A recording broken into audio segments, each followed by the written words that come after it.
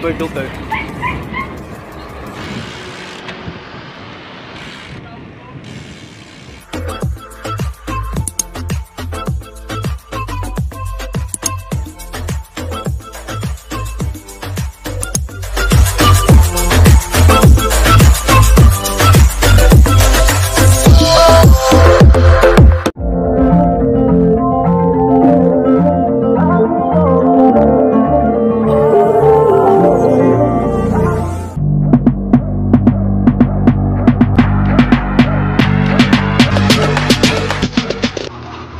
Park tool magnetic bowl, tsaka 7mm open range, tsaka may mga long pins, tsaka may 10mm open range.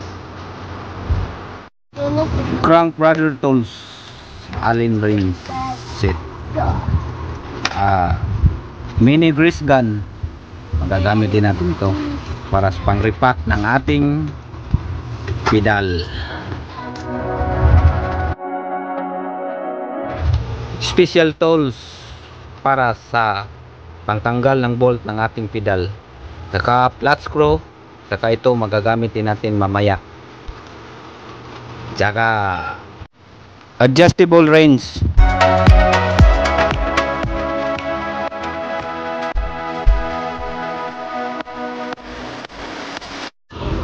magandang klase ito na special tools mga kapedal. Sulit na sulit, di kayo magsisisi nito. Talagang pang baklas to ng bolt ng pedal.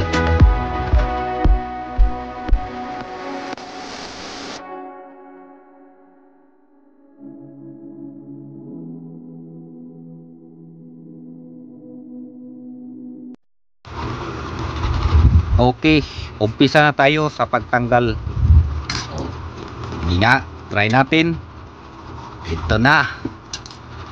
Ayan na. Oh, ang tigas pala. Dito, hanap tayo ng ibang paraan. Dito. Sige nga. Tanggal. Ito lang pala ang katapat, mga kapedal. Kahit di tayo kumpleto sa tools, basta hanap ka lang ng paraan mga kapedal, magagawa mo lahat. Na nating pagtanggal, tingnan natin ang sa loob. Okay, okay na to. Ayan na, kitang kita na mga kapedal. Ito na, tanggal na. Okay pa pala, wala pang sira. Paluwagan natin mga kapedal. Gumamit tayo ng 10mm open range, saka 7mm open range. Subukan nating luwagan. Pagkatapos luwagan lang ng konti para may pasok yung grasa. Okay mga kapedal, ito na. Pang mahirap, ito na naman. Dito tayo sumubok sa pagtanggal kasi maraming paraan matatanggal to.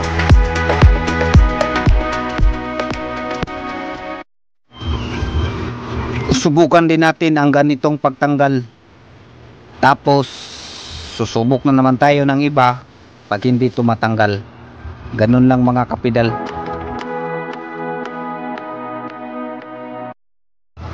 Mukhang matigas pa rin ang tigas nito. Tingnan natin kung saan ang tigas mo.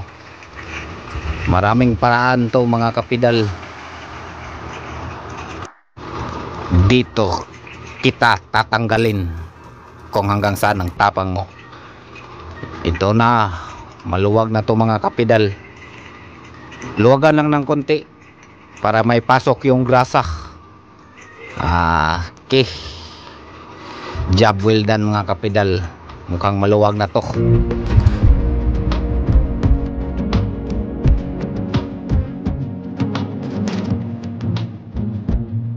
Kunting luwag lang mga kapedal para may pasok mo yung grasa. Saka ang liliit pala ng bulitas nito, baka mawala yung mga bulitas. Saka lalagyan na natin ng grasa at gagamitin na natin ang mini grease gun. Dapat high temp grease ang gagamitin yung grasa, huwag yung mumurahin.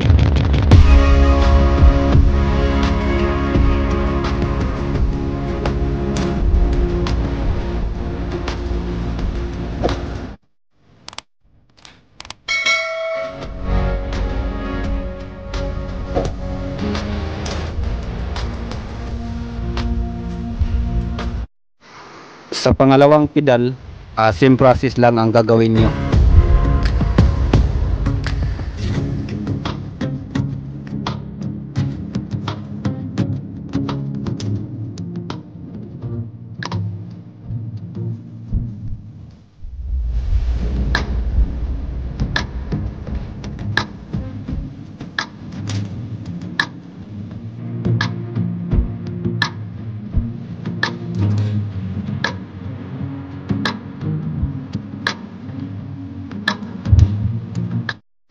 At sinali ko na rin ang pag-replace ng pins.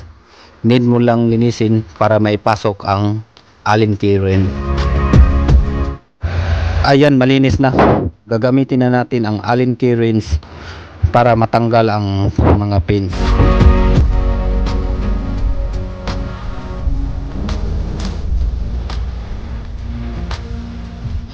Pagkatapos kong luwagan lahat ang mga pins, ay pwede ko nang kamayin para mas madaling tanggalin lahat to. At ito na ang aking ipapalit na bagong pins. Long pins to mga kapedal.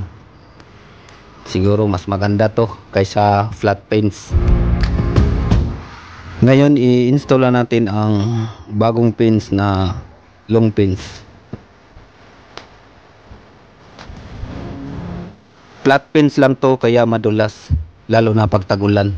Kaya nga pinalitan ko ng long pins para kumakapit sa spike ng sapatos.